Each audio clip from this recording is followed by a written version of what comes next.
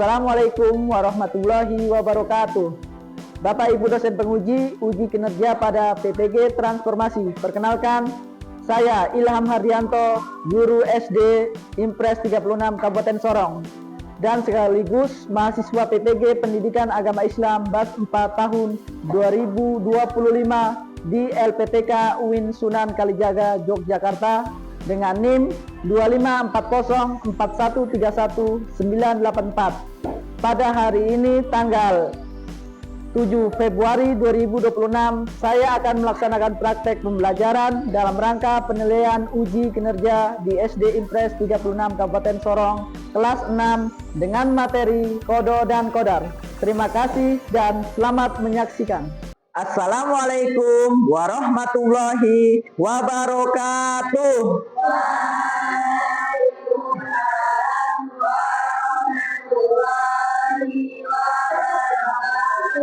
Bagaimana kabarnya anak-anakku? Alhamdulillah. Ya. Semuanya sudah pada sarapan?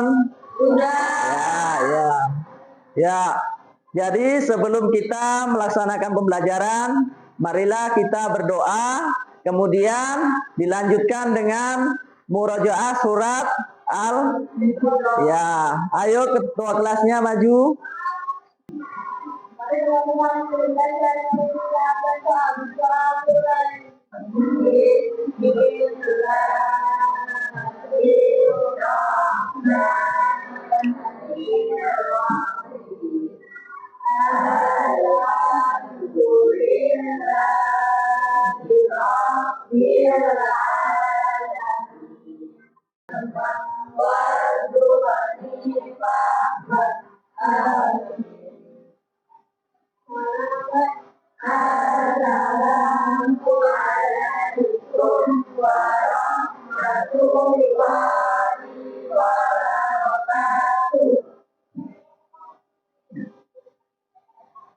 Kita lanjutkan dengan murojaah. Bukunya semua.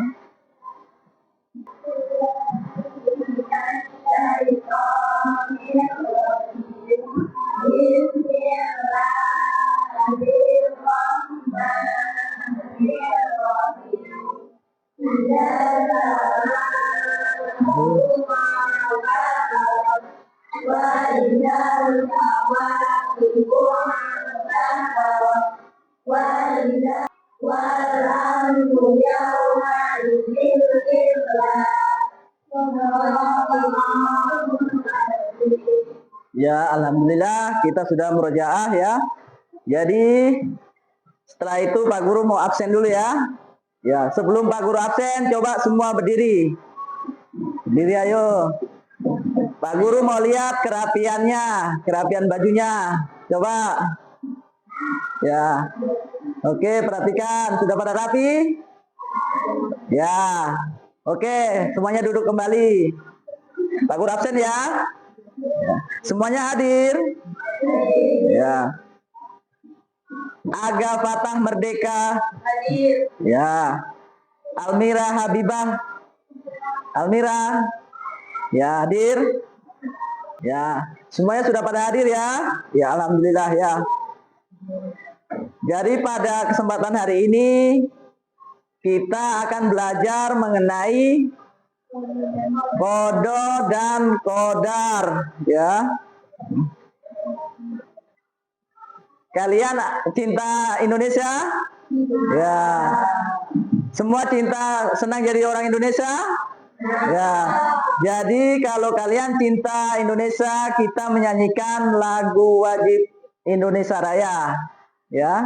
Ayo kita nyanyi sama-sama. Indonesia airku tak tumpah darahku, di sanalah Aku berdiri dan Indonesia merdeka, merdeka, hiduplah Indonesia. Ya. Oke, terima kasih anak-anakku ya. Jadi bagaimana kita harus bersyukur menjadi warga Indonesia dengan kita menyanyikan lagu nasional. Jadi sebelum kita masuk di materi, kita ke tujuan pembelajarannya ya. Ya. Jadi tujuan pembelajaran Qada dan Qadar yaitu, jadi model pembelajarannya yaitu kita menggunakan problem based learning. Kemudian metode yang kedua yaitu diskusi dan presentasi. Tujuan pembelajaran yang pertama yaitu menjelaskan makna iman kepada Qada dan Qadar, yaitu peserta didik mendefinisikan makna iman kepada Qada dan Qadar dengan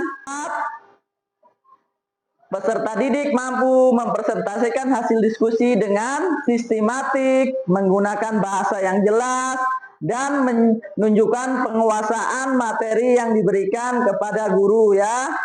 Kemudian yang kelima, peserta didik mampu memberikan jawaban reflektif terkait relevansi iman kepada Qada dan Qadar dalam kehidupan sehari-hari berdasarkan pembelajaran yang telah dilakukan ya, yaitu tujuan pembelajaran hari ini.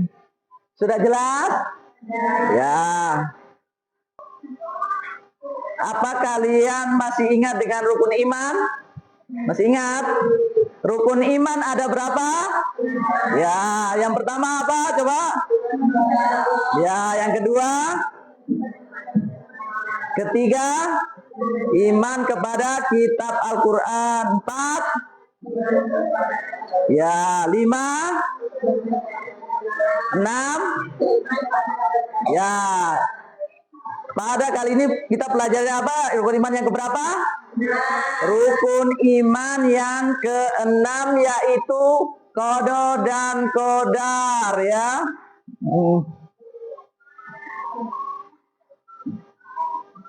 Kemudian di sini Pak Guru ada sebuah kisah ya. Kisah burung yang bertawakal. Coba perhatikan. Nah, dari hadis ini, apa yang bisa kita pelajari dari perilaku burung dalam hadis? Ayo, apa yang bisa kalian pelajari dari hadis ini? Dari perilaku burung tadi ini, yaitu burung pergi pagi, pulangnya malam dalam keadaan kenyang. Siapa yang bisa menjelaskan? Ayo. Nah, ada gambar apa ini? Ya. Ya, jadi ada gambar yang satu dia rajin belajar ya.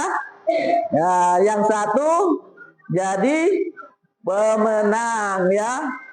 Jadi dari cerita ini nanti kalian akan berdiskusi ya. Kita bagi menjadi 3 kelompok, oke? Tapi sebelum menjawab masalah ini, kita melihat video pembelajaran ya mengenai Qada dan Qadar.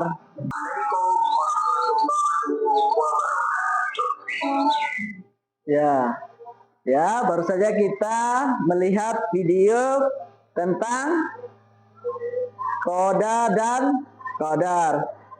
Kemudian kita kembali ke permasalahannya ya. Permasalahan yang tadi. Ya, kita bagi menjadi 3 kelompok ya. Kelompok 1 mana? Ya, kelompok 1 membahas tentang pengertian Qada dan Qadar, perbedaan Qada dan Qadar, dan dalil ya. Dalil mengenai tentang Qada dan Qadar beserta contoh Qada dan Qadar dalam kehidupan sehari-hari. Ya, kelompok 3 ini tadi membahas tentang bagaimana pandangan Islam tentang penggunaan teknologi medis untuk memprediksi penyakit yang belum terjadi, ya. Jadi apakah boleh? Kemudian apa batasannya sebaiknya ditetapkan dalam penggunaan teknologi medis agar tetap sejalan dengan kodo dan kodar, ya. Ayo dikerjakan. Kalian kerjakan.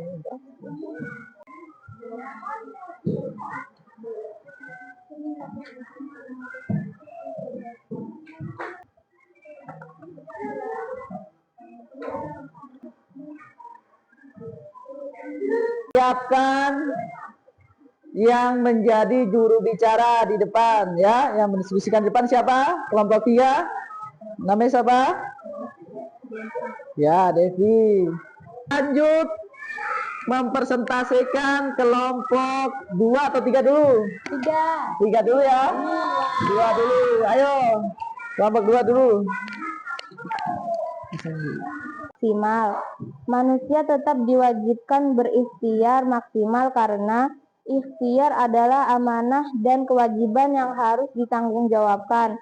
2. Ikhtiar merupakan bagian dari rangkaian peristiwa yang telah Allah tetapkan. Sekian dari saya, mohon maaf bila ada kata salah. Sudah? Kelompok 3 puas? Ya, ya.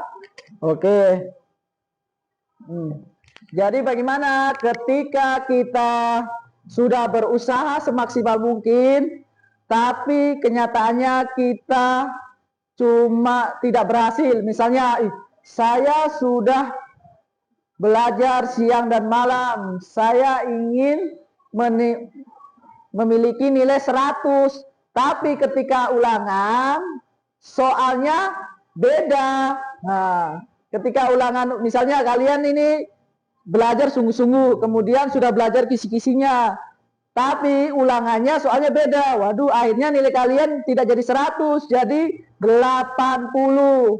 Yang penting walaupun kita sudah berusaha, tapi semua yang menentukan Allah, ya. Jadi kita harus apa? Menyerahkan diri kita kepada Allah dengan cara apa? Bersabar, ya. Tawakal itu dengan sabar. Walaupun kita tidak berhasil, kita bersabar. Mungkin di lain waktu, oh iya, dari pengalaman ini, oh ternyata soalnya seperti ini, ya. Oke. Ayo dipersilakan kelompok 3. Assalamualaikum warahmatullahi wabarakatuh. Waalaikumsalam warahmatullahi wabarakatuh. Saya dari kelompok 3, nama saya Zafira. Saya ingin mempresentasi hasil diskusi kelompok kami dalam memecahkan masalah berikut ini. 1. Bagaimana pandangan Islam tentang penggunaan teknologi medis untuk memprediksi atau mencegah penyakit yang belum terjadi? Apakah ini bertentangan dengan konsep qada dan qadar? Pandangan Islam tentang teknologi medis untuk memprediksi atau mencegah penyakit. Penggunaan teknologi medis seperti tes genetik atau screening kesehatan untuk memprediksi atau mencegah penyakit tidak bertentangan dengan konsep qada dan qadar. Ikhtiar. Islam mewajibkan umatnya untuk berikhtiar atau usaha. Berikut hadis Rasulullah tentang pandangan Islam tentang teknologi medis untuk memprediksi atau mencegah penyakit. Beliau bersabda, "Berobatlah kamu karena sesungguhnya Allah tidak menurunkan penyakit kecuali Dia juga menurunkan obatnya." Hadis riwayat Abu Daud. Pencegahan preventif dianggap lebih baik daripada pengobatan kuratif. 2. Apa batasan yang sebaiknya ditetapkan dalam penggunaan teknologi medis agar tetap sejalan dengan ajaran Islam tentang qada dan qadar?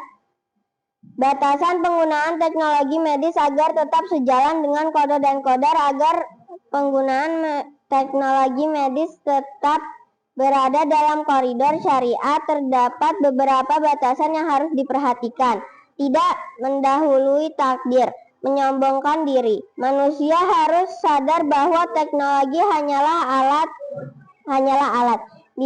Niat yang benar, tujuan harus untuk kemaslahatan atau kebaikan. tawakal setelah melakukan prediksi dan pencegahan medis secara maksimal. Islam sangat mendukung kemajuan teknologi medis selama digunakan untuk sarana ikhtiar dan tidak merusak keimanan bahwa Allah adalah penentu segalanya. Terima kasih.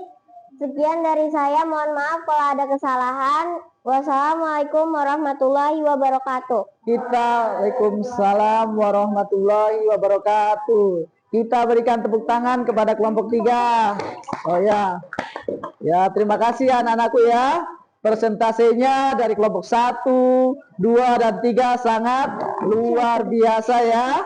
Semua aktif. Mungkin dari kelompok 3 ada yang ingin bertanya? Ya. Assalamualaikum warahmatullahi wabarakatuh. Apa? Saya Zakia dari kelompok 2 ingin bertanya. Jelaskan hikmah beriman kepada qada dan qadar dalam menghadapi perkembangan teknologi medis di era modern. Oke, persilakan untuk kelompok 3 untuk menanggapi pertanyaan dari kelompok 2. Sudah? Ya, ditunggu ya. Kelompok 2, kelompok 3 lagi mencari jawabannya.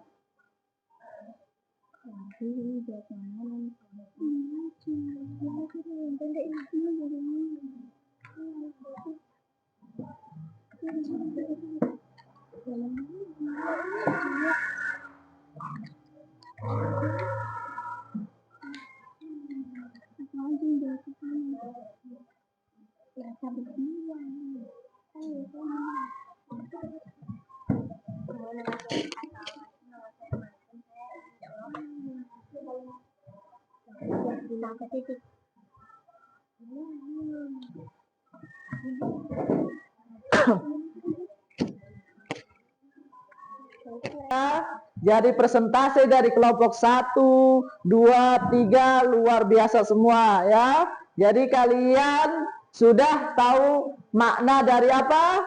Qada dan qadar, kemudian dalil dan hubungannya dengan kehidupan kita. Kita beri tepuk tangan semua ya. Oke. Ya, selanjutnya untuk melihat kalian punya keseriusan dari hasil diskusi, Pak Guru ada ya tugas yaitu mengisi ini ya. Mengisi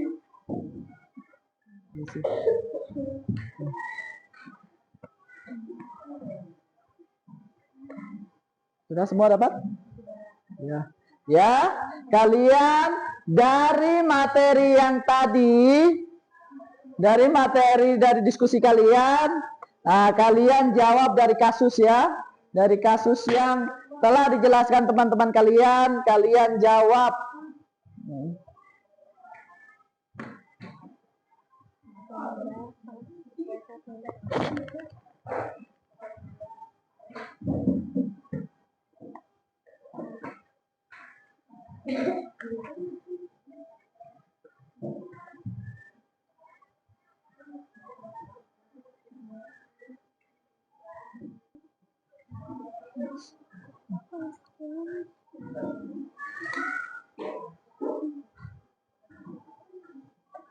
Assalamualaikum warahmatullahi wabarakatuh. Waalaikumsalam warahmatullahi wabarakatuh. Saya akan memberi simpulan pada hari ini. Yang pertama, pengertian qada dan qadar. Qada ialah pengetahuan Allah terhadap kejadian yang sudah terjadi, sedang terjadi, dan akan terjadi atau keputusan Allah. Qadar ialah ketentuan yang Allah berlakukan sesuai dengan sepengetahuan atau kehendak Allah atau kapasitas dari keputusan Allah. Surah Ar-Ra'd ayat 11.